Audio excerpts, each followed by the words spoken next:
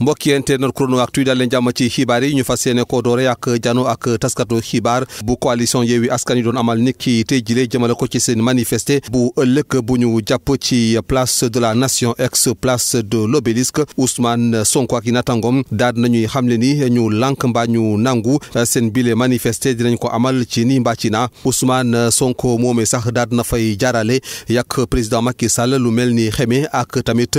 juróomi ñaari sage yu ne ci boppu conseil constitutionnel daal dinay wax ni sax ñoom ñooñe des leen topp ngir ñu rendre compte ci lépp li nga xamante ne jot nañ ko def ci boppu réew mi jëmale ko ci ab jubadi ñu teewlu ko moom Ousmane Sonko. démocratie la Macky Sall bëgg a faagagal ci réew mi ci ban anam parce que suñuy wax dictature nit ñi dañuy gis image wu yenn réew yi nga xam ne parti politique amu fa char de combat yaa ngi fi ku génn wax dara ñu duma la tëj la déedéet loolu mooy dictature bu flagrante boo xam ne dafa fës mais dictature bëri na ay xeet fekk fu réew mi fu mu tolloon ci démocratie te ay conquête ak ay xeex ñoo ko andi ba foofu nga delloo ko gannaaw ba tey sénégalais bu nekk na laaj boppam lan mooy différence situation bi ñuy dund tey ak situation bi ñu doon xeex 2011 sénégalais yëpp tiit fi mu toll nii ni ñu tiitee woon 2011 noonu la ñu tiitee loolu rek wane na recul am na te fu recul démocratie am rek avancée de dictature am na. defe naa nit da ngay am dégg-dégg fi mu ne nii amatul kenn koo xam ne dina am xel ñaar ci ay nii wii nii non ñëpp xam nañ ni léegi wii la loolu lu fës la Macky Sall la muy door tey mooy projet troisième candidature man du ma wax troisième mandat parce que il faut que ñuy def différence entre ñaari bu ñu dugal ci boppam ni mun na am troisième mandat mënu koo am. bu defoon ay pexeem ba ne valide nañ candidature am it mënul am troisième mandat fii Sénégal loolu dafa war a leer ci bopp ñëpp kon nañuy wax troisième candidature fi mu ne nii li mu door mooy projet troisième candidature te fas yéene ko jàllale lu dul jaay doole nit ñi ma bëgg a wax nag ni bu dee sàggan nañu ba ëllëg manifestation amul nañu xam ni 18 mois yi di ñëw manifestation dootul am Sénégal noonu la simple moom day lamb de bu nooyee du koo xam ne am na xel bu muy téye boppam ci dara su lambee mu nooy danañ xam ni fi mu jëmee ak ñun mooy manifestation dootul am Sénégal rawatina nag manifestation opposition moo tax li conseil constitutionnel def c'est de la haute trahison Sakho ak ñi mu àndal la ñu def c'est de la haute trahison c'est des délinquants de la loi waa conseil constitutionnel te tôt ou tard nag dinañu rendre compte def nañu seen i forfaiture dem làqatu barricade wu ñu jox leen ay garde corps jox leen ay avantages yu dul jeex jarul ñuy làqatu kenn du leen song kenn du leen dóor kenn du leen attaqué waaye tôt ou tard ils rendront compte devant ce droit qu'ils étaient censés dire magistrats yi ay nit lañu il faut ñu delloo seen xel du ñu lenn lu dul nit buy lekk ceebu jën di naan ataaya li tax ñu mën leen naw mooy li ñu bokk ñun ñëpp te ñu voté ko muy loi di constitution ne leen yéen a ko war a appliquer ñu appliquer ko ni ñu ko war a appliquer bis bu ñu ko teggee fii amatuñu suñu respect dégg naa nag gannaaw bi Pape Omar Sakho defee jombem ba pare dégg naa Serigne Bassirou Gueye lay waajal fi mu ne nii pour mu dem valider la forfaiture de 2024 magistrat yi laa bëgg a waxal delloo seen xel du ngeen yàlla du ngeen yonent ay nit kese ngeen mënuñu saa yu Sénégal nekkee ci guuta benn magistrat lay doon bu dee procureur benn magistrat lay doon bu dee doyen des juges wala groupe magistrat lay doon bu dee conseil constitutionnel wala cour suprême boo leen dajalewoon ñoom ñëpp matuñu fukk saa su réew mi waree tàkk ñoo koy taal est-ce que loolu mën nañ ko continuer nangu au nom de quoi des avantages yi leen Macky Sall di jox ñu wax leen ko nag c'est pas une menace c'est une promesse tôt ou tard ils rendront compte de ces forfaitures. bu ñu moytut nag fitna dina am ci alarba gi ndaxte coalition Benno Bokk Yaakaar rawatina ñi nga xamante ne ñoo fare ci département bu Ndakaaru daal dinañuy fësal ab bataaxal di xamle ni dinañu jàmmaarloo ak coalition Yewwi Askan Wi ci alarba gi ndaxte leen taxu leen jóg lu dul daal di yàq moomeelu askan wi waaye itam rajaxe ay réalisation yi nga xamante ne président Macky Sall daal dina koy def ci biir capital bi waral nag ñu daal di xamle ni fas yéene wu ñu banque seen yoxo ngir seetaan dinañu jàmmaarloo ak waa Yewwi Askan Wi ci alarba gi ci wàllum politique maître Moussa Diop daat nay indi tontu jëmale ko ci ay laaj yu constitutionnaliste bile daal di samp di Ngunda Mboup jëmale ko nag ci bu ñu invalider liste nationale titulaire bu Yewwi Askan Wi ana kan moo fas yéene doon kon tête de liste bi la coalition opposition bi maître Moussa Diop mi bokk ci Yewwi Askan Wi te jamono ji daanaka mu mel ni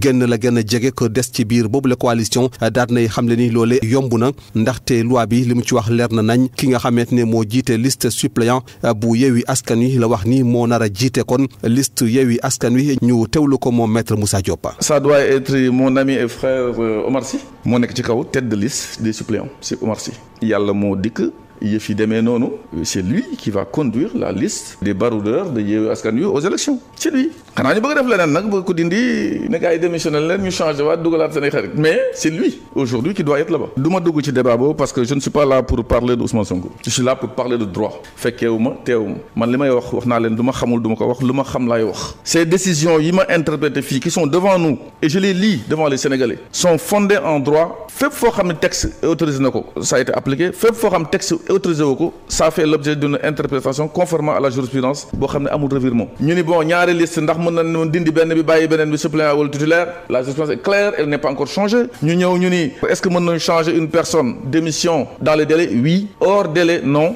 ñu ñëwati encore ñu ni bon écoutez est-ce que paritaire yi bu fekkee suppléant yi pareil quand c'est pas paritaire c'est nul benn bokk on a fait les frais mais le débat est ailleurs aussi s'il n'avait pas mal saisi on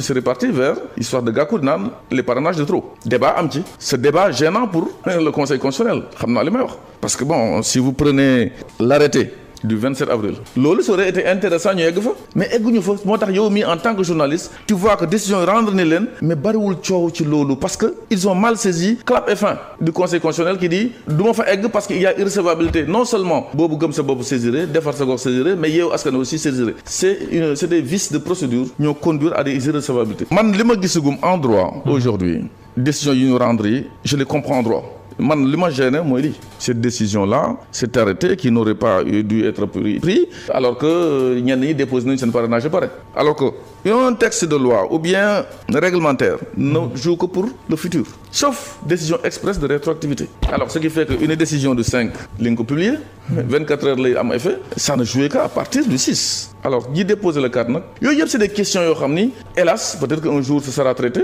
mais si ça n'a pas été traité c'est la faute des personnes qui ont saisi le constitutionnel de façon maladroite en droit. Samba Kanté ab ndaw responsable mi far ci parti au pouvoir di maanaam APR moom nag dañ ko tegoon loxo ci guddik alxamis jàpp ko ajjuma fale ci Kébémer jamono ji nag pënd wëregut ci ay mbiram ndaxte nit ñu ko fas yéene présenté procureur bu tribunal bu grande instance bu Louga li waral mbir bu ni mel nag moo di police bu Kébémer moo ko daal di teg loxo fekk ci moom lu tollook 25 millions yi francs CFA xobet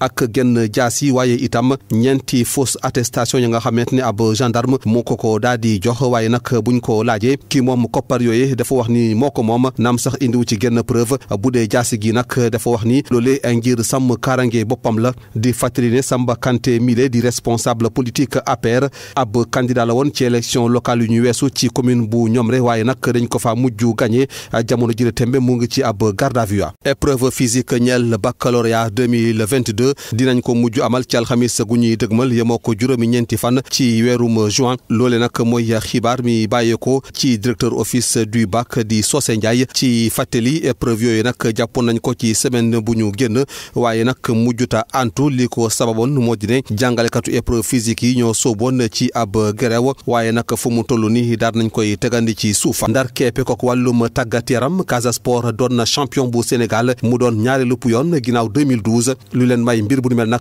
moo di ak tembo di maanaam un but partout bu ñu def ci seen diggante ñii di waa Teungueth FC di fàttali ne des na benn journée ngir ñu daal di ndar képp championnat bu Sénégal waaye nag fekkoon na ni ñii di waa Casa Sport ab match nul dong la ñu soxla woon ngir mën a kon doon champion bu Sénégal mbokki internet Chrono Actu li lañ la indiloon ci xibaar ni ki tey jilee dig daje ëllëg da doon incha allah si gën a jotaay xibaar jàmm ak jàmm